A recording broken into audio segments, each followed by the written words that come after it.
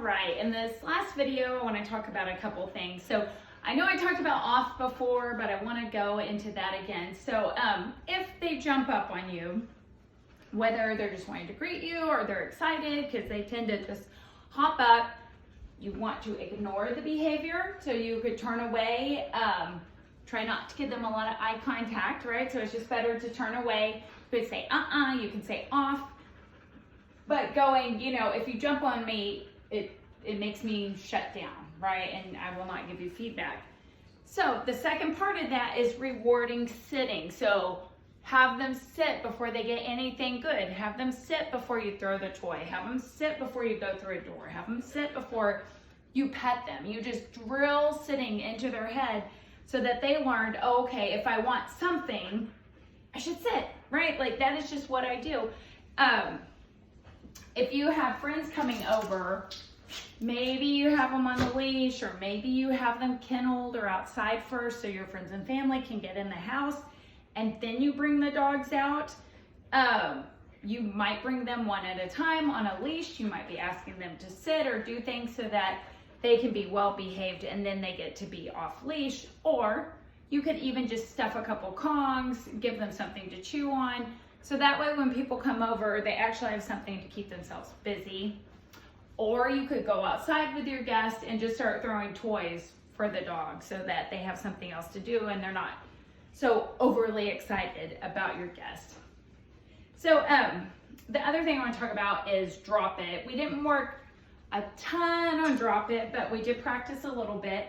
So just some things to think about is drop it should be an exchange of the goods. So do lots of, like she has this orange toy, so I could try to trade out for a toy of equal value. I'm gonna let her start chewing on that one again, and I could come over and say, drop it. Yes, go get it.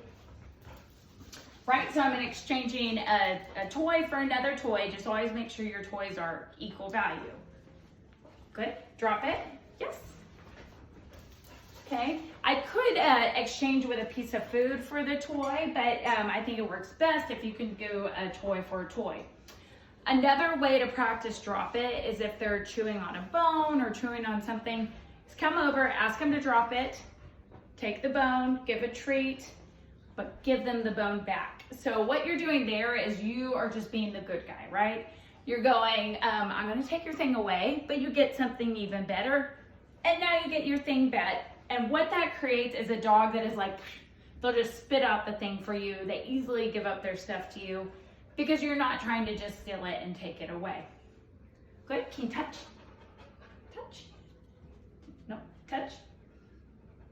Not today. There we go, okay. Right, but just think of your drop it as exchanges, and that will help a lot on the drop it. And then the last thing I want to talk about, and I'll do a video of us walking, but loose leash walking. So that means walking with slack in your leash.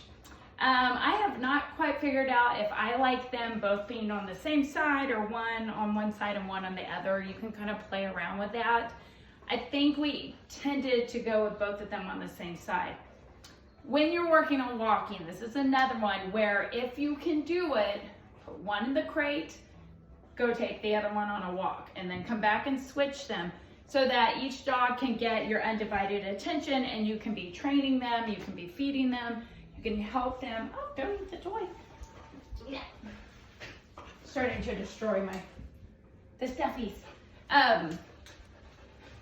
Leave it, good girl. So you want to be rewarding them for getting it right, and it's much easier just to do one dog. No ma'am, off. To do one dog at a time. One of the leashes I used that I thought worked really well, it was a leash that has a clip on each end, so I attached each dog and then was able to use both hands, or I could switch it over just to one hand, and that seemed to help a lot on the walking. Just our general rule on walking is if they start to pull, you stop, right? You don't continue walking forward if they're pulling. When they relax, you can start the walk again. You can also change directions. So, if my dog's pulling me this way, I can wait and say, let's go. When I turn, it gives me the opportunity to reward my dog when they catch up to me. Just right, just right. Good. So I'll do a walking video here in a little bit, but I wanted you to be able to just kind of hear it before we're actually outside. So if they pull, you stop. You're waiting for them to relax. Once they relax, the walk can continue, or if they don't relax, turn and go the other way, and then treat them at your side. Okay, so they learn this is the sweet spot, this is where I want to hang out, and I get food when I come over here. Good. Okay.